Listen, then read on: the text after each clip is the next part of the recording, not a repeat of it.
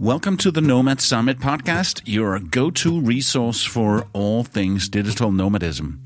In this episode, I'm sitting down with Feuza Reis, also known as Fuse. It was in Quebec, Canada, where we met at the TBEX North America conference around the same time that Christoph was doing some interviews at the Bansko Nomad Fest. So we're all over the place. Fuse is not quite a digital nomad yet, but she's right on the edge of becoming one.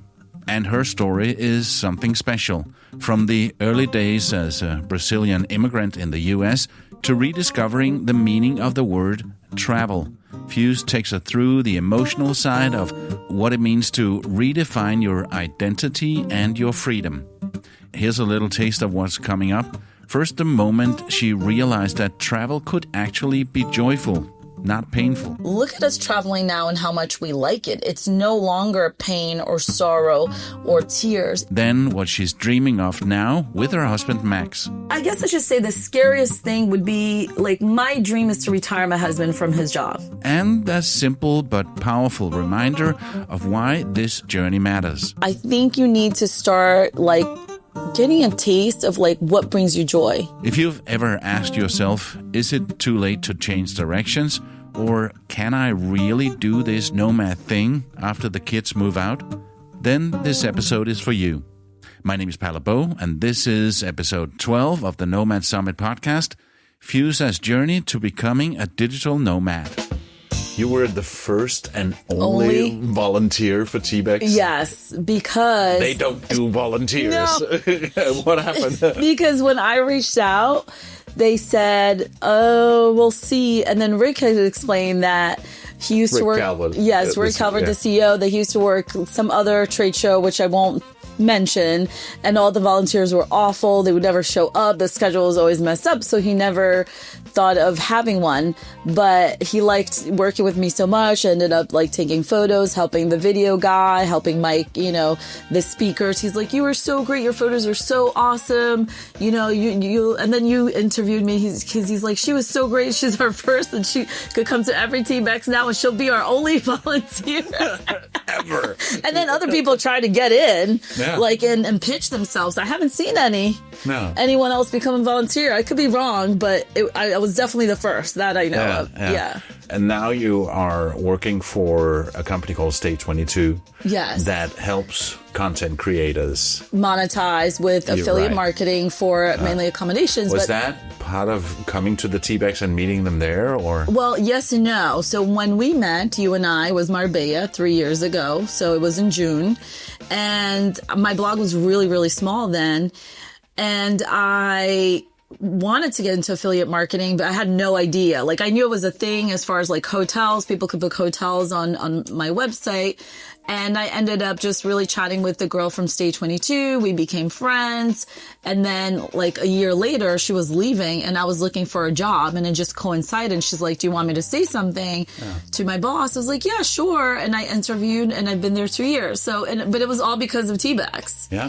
So it's crazy. It was all because of being a volunteer. Yes. See? And the next step, going ahead 20 years and you're connecting back and say, okay, that's where it started. Exactly. And the next dot on that line is you thinking about becoming a digital nomad, and that's why we're talking. Yes. But we will get into that. We will get there, yes. Fuse, I'm trying to get there. Welcome. Thank you so much.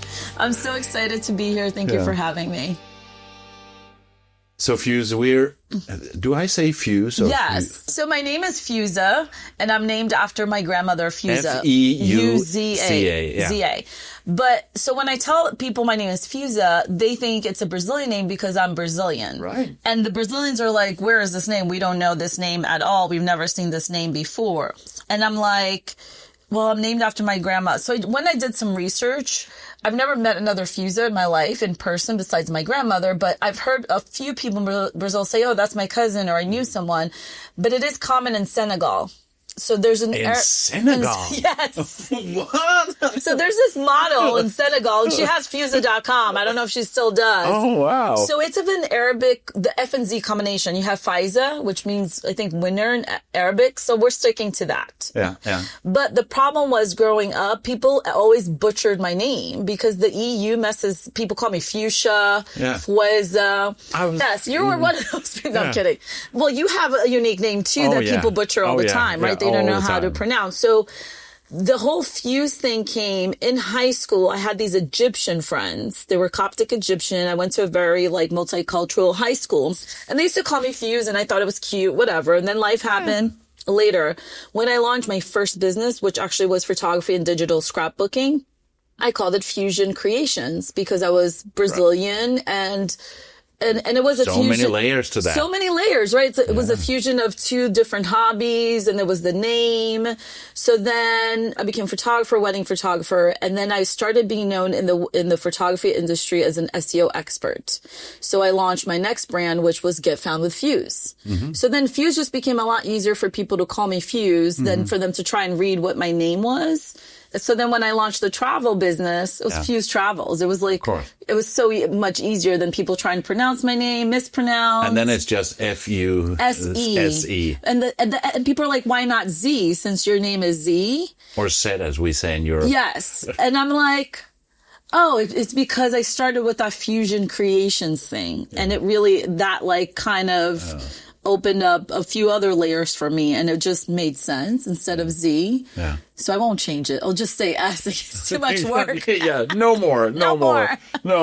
But yeah, it's not a common Brazilian name. So I can't wait to one day meet someone in person that has the name so I can feel like somebody else has it. Yeah, we're not that many palaces either. Right. No. Right. What's the origin of your name?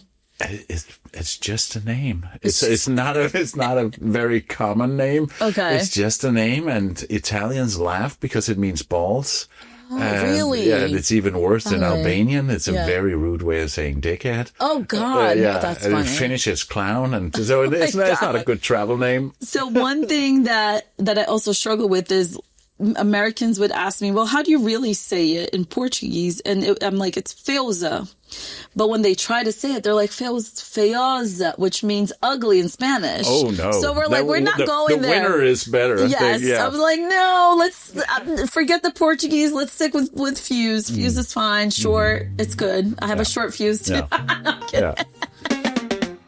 So you say that you're Brazilian. Yes. Obviously, you sound American. Yes. You live in Florida. Right. Were you born in Brazil? I was born in Brazil, and we came in 1985. So my mom was a single mom. She came first. I came when I was 6. I was brought up very bilingual. I went to school in Newark, so usually the Brazilian communities in the U.S., they follow where the Portuguese communities first went, like Boston, New York, Connecticut, wherever a lot of the communities are. In Newark, I say it's the Ellis Island of all Brazilians. They usually will go through Newark. Yeah. So I was taught bilingual even in elementary school. The teachers there it's the Ironbound. They would teach in Portuguese and English until I would pass and I had ESL classes until I would pass and be able to have an English teacher. But ever since I was little, I was always very connected to the Brazilian root side of things because in America, I felt very Brazilian. I didn't feel like I fully fit in. But when I would go to Brazil, I felt American. I didn't know how to samba. I didn't know what was I didn't know some of this. You don't know how to samba? I know how to samba now. Don't worry. This was when I was 10. Caipirinhas. Yes. And now I know how to make caipirinhas because of my good friend Evelyn. But I didn't realize it then that this third identity was being formed, right? Nobody talked about it. So I felt a little lost. So growing up, there were a lot of identity issues because of the bilingual thing. And then when I got to college, the test to college, my vocabulary was very limited because of being raised bilingual. So I had to get tutors because I wasn't getting a good grade for the SATs. And then I'm named after my grandmother, Feuza. And then Brazil became associated with Grandma Feuza. Like, she was Brazilian. And I remember when I graduated college and I didn't get a job, I was like very into the American dream as a college education. I'm not going to be a house cleaner like these Brazilian immigrants. I'm not going to be a housewife like my mom. I can't be depending on a man like that.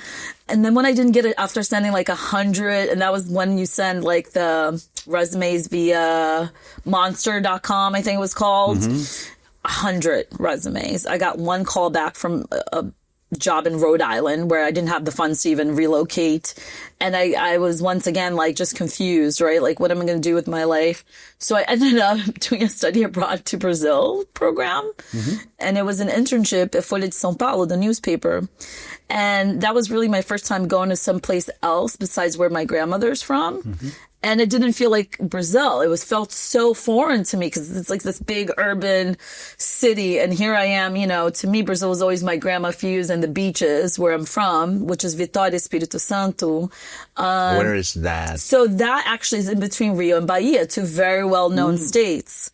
So I say that my Vitória, Vila Velha, which is the beach on the other side, they're like a dupe for Rio. I really like feel. Obviously, Rio has those gorgeous mountains, the Christ, the Redeemer, like Sugarloaf. There's these amazing landmarks. We have more tiny ones, but it is a really great place to go that's just not packed by tourists. It's not a touristy place, and you could get really authentic just food and see a lot of seafood because it's beaches. And it's great.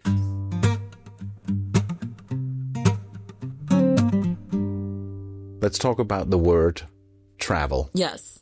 Because that was out of necessity that you moved because she wanted a better life. Yes. So did you associate the word travel with something good or something bad? 7 years ago, when my husband, let's say we caught the travel bug, right? This started 7 years ago. Where we were like, this is we started having this connection with Italy and we couldn't understand why. And then I looked it up and they say that like, you have a soul place, the place you feel connected to that you've never been and you don't even know why. Is that a thing? Yes. Look it up. It's called a soul place. Wow. Some people do. I've even tried doing it. You could do your astrology mapping. There's even astrology mapping where they say this is the place you'll be the happiest on the earth, based on your birth map chart thing, but it didn't match. The one time I did, I was like, I don't know if I believe this. But it's called a soul place. So a place that your soul is connected to, even if it's your first time you've been there and you don't understand or know why. So we looked that up and I thought it was interesting. So the redefining travel didn't come till a few years later that I realized, and one thing I didn't share with you, my mom came to America and then she worked her butt off for 4 months. And she brought me and my godmother, who was like a teenager at the time. Guess where we went for her to bring me here? Disney. Oh. So I go to Disney, which is supposed to be 5 days. It only lasted 4 days. Happiest place on earth. And then I land in North Newark, New Jersey. Okay. Which was Not big Disney. shock. No. Not Disney. No. And back then, like my teacher, I went to the school for like only a few weeks, right? But it was very vivid. Like she had a big ruler. She would hit the kids with this is 1985. Yeah. It was just like I would cry every day. And then I remember vividly like all the little quizzes, like I couldn't spell the word cat. It was like all these F's, right? It was just red, you know, like I didn't understand the language, right? I didn't speak the language. So then we went back the first time 4 years later in 89 when flights still had a smoking section. Okay. Oh, yeah. Oh, yeah. Yes. In the back of the plane. Yes, and some of these are because my mom was a smoker, so I know. So, and some of these planes. And then she brought you down No, yeah, there. I didn't go there, but Oh, I just yeah. remember. But there's a bunch of airlines that don't exist anymore. They were really great airlines in Brazil. So then we started coming. So then travel for me became associated with. I wouldn't say for me obligation. I think there was an underlying obligation of visiting family, but it was always the goodbyes were very hard. So there was a lot of crying at the airports. There was a lot of almost sorrow because back then you didn't have WhatsApp. You can't FaceTime someone. It would be like a month for a letter to arrive. We didn't have like, you know, the TV channels or the radio, you know, like the stuff. Now my friends they stream like the Brazilian radio on their phone every day. They hear the new, like everything they want. So we would go and have a good time. but the leaving was so harsh. It was like just a lot of crying. So then I realized, why didn't we ever travel when we went to Brazil? Like, why wasn't that a thing? It's such a beautiful country. Yeah. Why? Because it's just the way you're raised. Like, oh, you don't have money for travel. We don't do that. That's for the rich people. Mm-hmm. So it's just like mentality and this like almost mentality of struggle. And then you become an immigrant. And then my mom wasn't traveling in the U.S. Like I've never been to D.C. Yeah. I've never, even like we went to New York, but like my mom didn't travel. We didn't go back to Disney. I'll tell you that much. Mm-hmm. So it's like, because that's how she was raised, right? You don't know what you don't know. So when my husband and I started really like, I would say blossoming, right? We started like, oh, let's go again and let's go again. And that was cool. And that was wow. And then once we started seeing how different people just live, because we came from a very religious, I wouldn't say a cult, but today almost feels like it. It just opens up your mind that, you know what, like you're so programmed to be one way in society that it's just so liberating when you go to a different place that you might not agree with everything you see. Mm-hmm. At the end of the day, we all want the same things. We want, food. We want safety. We want good things for our kids. And because we're humans, right? And that's, I feel like, the thread that unites us. So traveling now, I feel like we're redefining what travel means and no longer it's associated with sorrow and pain. And my husband has a more traumatic story with travel. So now the funny thing is when we went like the third trip, we came back and it was like, I don't know, a week later, he messaged me. He's like, oh, I just wish I was in Madrid right now drinking a cappuccino. Oh, he said that? He did. Oh. He did. And I'm surprised he didn't say beer. So that was a big step. Big step. Because he's like, that's all he wants to do now. Yeah. So he wants to travel. Like and I feel like he wants to travel more than me in the sense that I'm ready to settle down in like an area.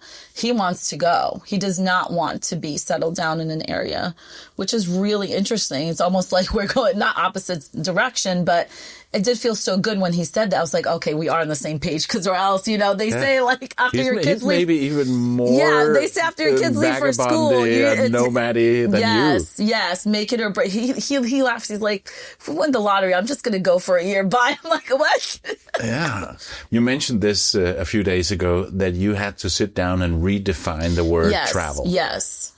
Because him and I talking, we're like, look at us traveling now and how much we like it. It's no longer pain or sorrow or tears. So, for example, the first time I met his mom, we weren't married yet, but he couldn't go. He didn't have his papers yet in America.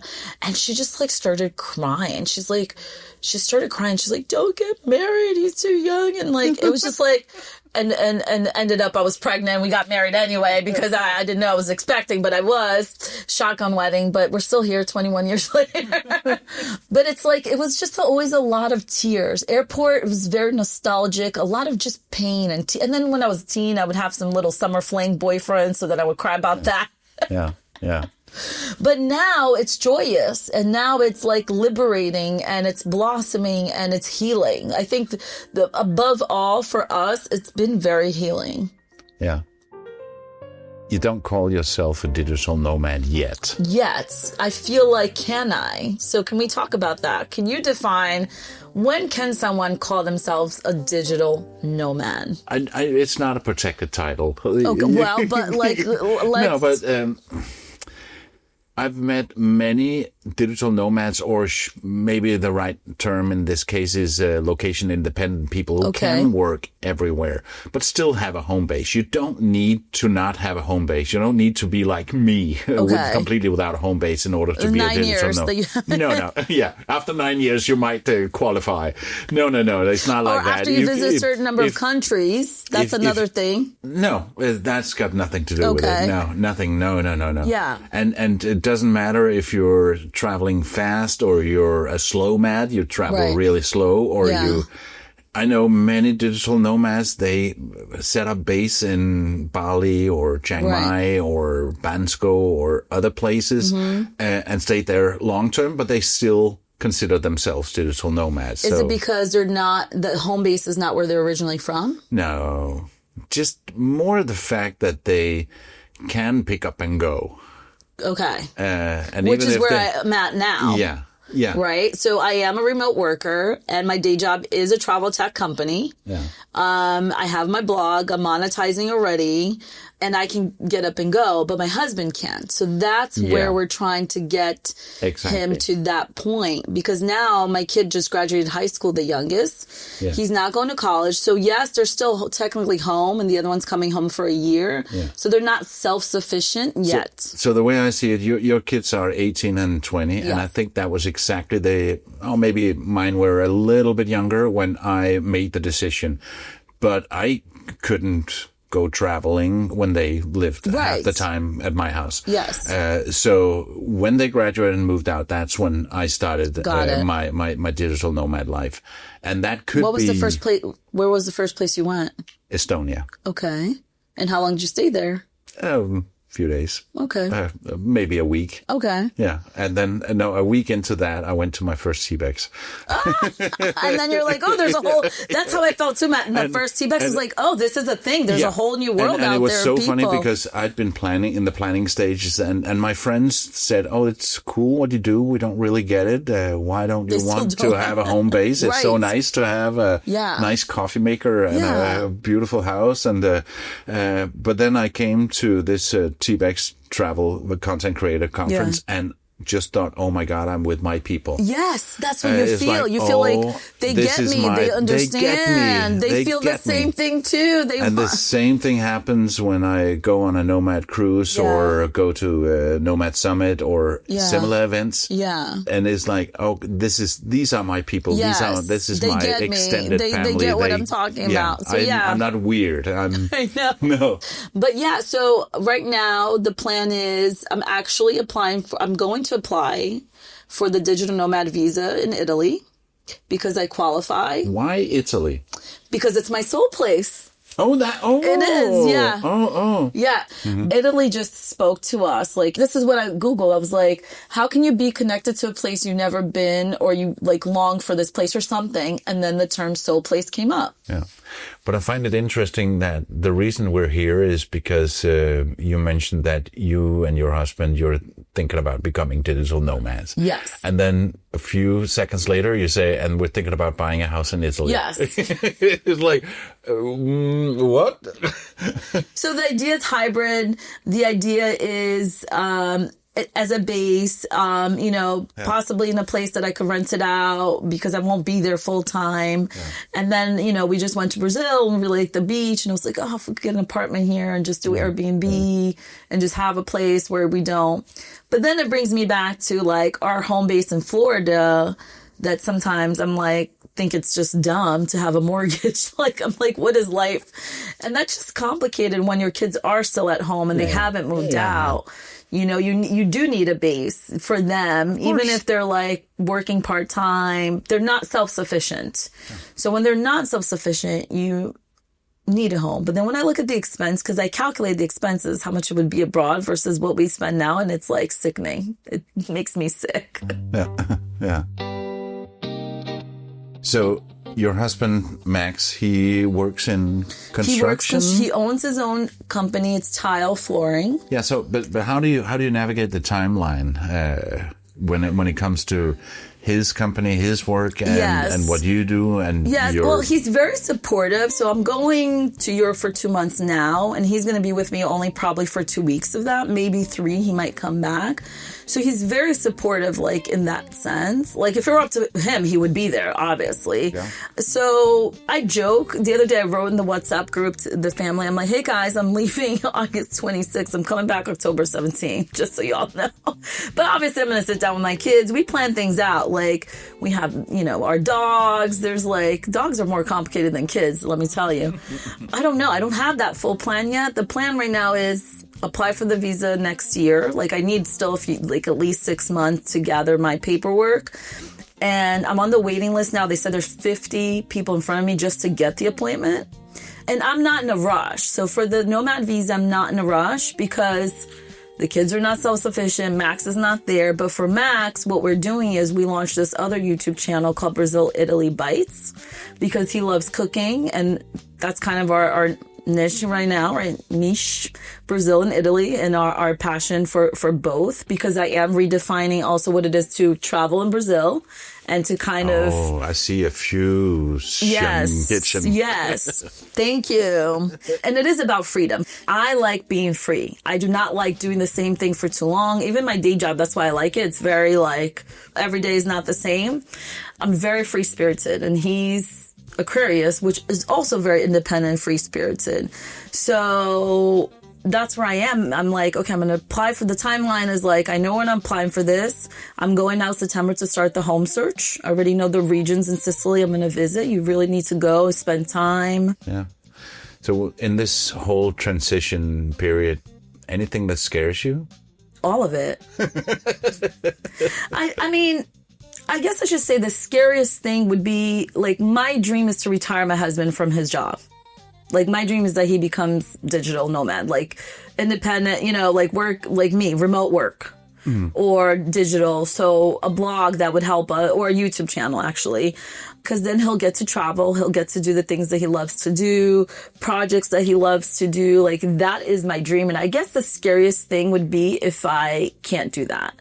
And it's not like I'm trying to be his savior or anything, but I'm just so appreciative of all his sacrifice and everything he's done for us and what he does for us. And, you know, like, he doesn't even know how to send an email. So I'm there to help him. But obviously he does our drone footage. So he's gotten to the content creation too, the video stuff. Yeah. So I guess the scariest thing is always, like, number one, not going for it and just settling. Yeah. And, like, what if it doesn't happen? But at least I tried. Yeah, I remember when I was in the process of planning, I was super excited, and I was just, yay, I'm doing this. And then I started selling off all my furniture. I put my house on the market, and I started selling my furniture. And I remember at some point when 2 months before my journey was to start, there was getting more and more echo in my living room because furniture was going out. Oh, yes, that happens in an empty house. And that was scary. And I remember there was a day 2 months before I thought, what the hell am I doing? Were you afraid of other people's judgment? No, I didn't care. No, it was more like, what if I don't like it? Yeah. What the hell am I doing? Is this and am I going to ruin travel for me? And right now, I just want to be on my own couch in my own living room watching Netflix in a fetal position. That is funny. But then I left, and I haven't looked had back. A single regret at all. But it was scary when it came close, and I thought, oh, this is really happening. I saw, like, I think it was the Mass Brothers. It was this Chocolate Brothers, and it was like a brand campaign. And they said, if it doesn't scare you, then you should question it. And that always... That is a good saying. Like, that always comes back to me. If it doesn't scare you at least a little bit, you should question it. Obviously, like, I think when things are meant to be, I think you feel confident, but there is anxiety, right? Like, and with me being a mom, there's also a lot of, like, guilt. Yeah. Like, look at you being selfish going away for 2 months. I went to Rome to cover the conclave. Yeah. And it was Mother's Day. I didn't spend Mother's Day with my kids. I was like, bye. But one son wasn't home. My stepdaughter was in New York. And we could spend that. I mean, Mother's Day's every day. Come on, first of all. Yeah. But there is a lot of, you know, and I think, and I come from a Latina background where it's like, woman is supposed to be at the house. And she's not supposed to want these things for herself. Yeah. She's not supposed to want a house for herself because she's married, right? Like, that's a man thing to do. Or, like, how dare you, like, leave your kids behind and travel and leave them for 2 months. But I used to do coaching with, she's actually a holistic neurologist. And, you know, there was one thing I was going to do, and I was like, oh, I feel so guilty. She's like, listen, when your kids see you going after your dreams, it's like the biggest lesson you could give them. And they're happy for you. Yes. You know, like, are your daughters happy for you that you get to do what you want? Yes. And I've said this many times when people have asked me, I speak more to my kids now that are 28 and 31 than when they were teenagers and we lived in the same house. Well, they were also teenagers and girls. Yeah, but they were mild teenagers. Yeah. They were good. But we speak almost every day, or at least text. That's so nice. We're super close. And where do they live now? In Denmark. Okay. Yeah. So with all the tools that we have, It's like I'm around the corner. Yeah, and that's why there were certain requirements that I had for the home. Like I can't be 2 hours away from an airport. I have certain things just in case, But I'm so happy. I just feel very confident, even though it scares me. Yeah. I'm just so happy because it's like as you get older and you're like going after what you really want without what society wants for you. I think it's refreshing. And for me, it's like, I'm a big believer in manifestation and kind of law of attraction. Maybe people think it's woo, whatever. But I'm like at this point where like, I know what I want. I'm going after. I don't have the full vision. I don't have the full plan. I just know what the next steps are. And then that's going to open up doors and people. Yeah. And this last 8 days, so many amazing things have happened, like kismet, like connections and like even you and I, like our conversation, the topics that we were talking about. And then Ian came to something that I hosted and I want to host a group trip to Brazil for women and kind of like a self-care thing. And I have no idea how to do that. And he's like, that's what I do, like hundreds of tours. And I was like, oh my God, I need to talk to you. So I feel like the right people and doors show up when you really go after what you want. Yeah. So in my world as a traveler, I'm part of 3 different communities with some overlaps. Okay. One is the travel content creator, like the T-Bags and Traverse and TravelCon and what else is there for travel content creators. The other is for extreme travelers, people who really want to go to every country in the world. That's like Nomad Mania, right. Most Travel People, Extraordinary Travel Festival.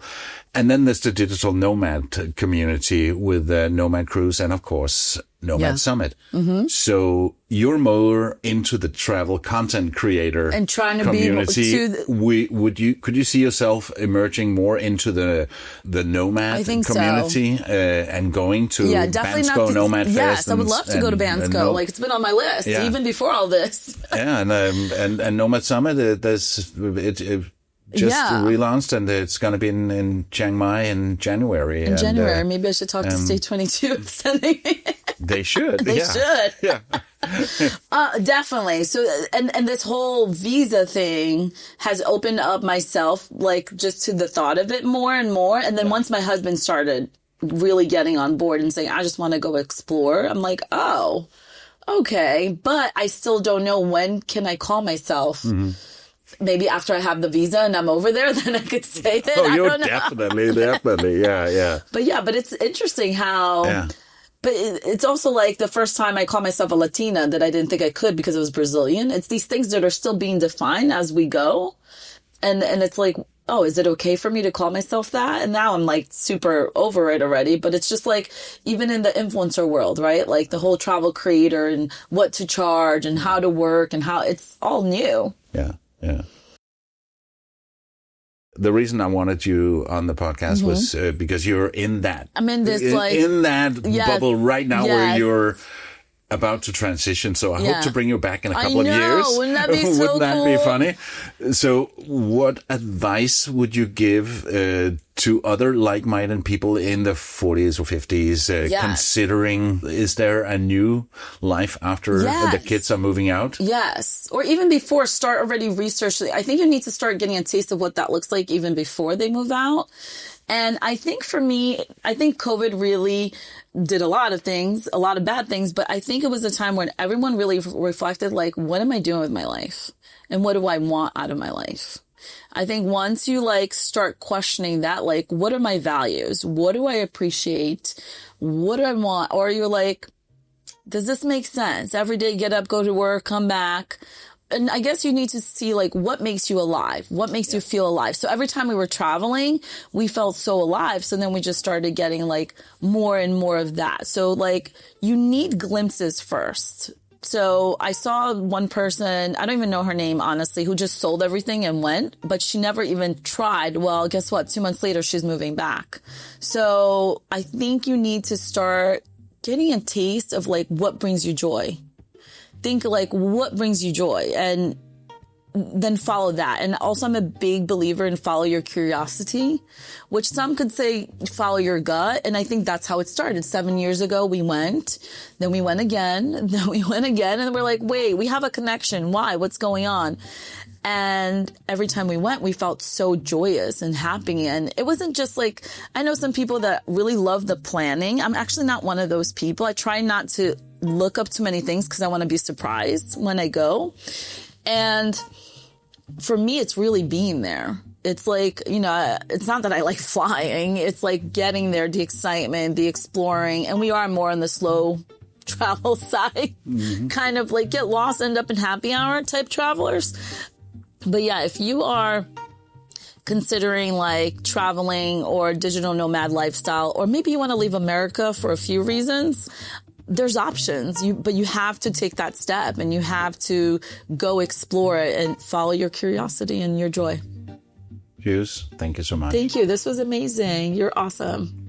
And that's it for this episode. We'll be back with more conversations that Christoph recorded at the Bansko Nomad Fest. Stay subscribed, and if you know of anyone thinking of becoming a nomad, maybe you should share this episode with them. There might be some inspiration. My name is Palle Bo, and I gotta keep moving. See ya. Produced by radioguru.co.uk.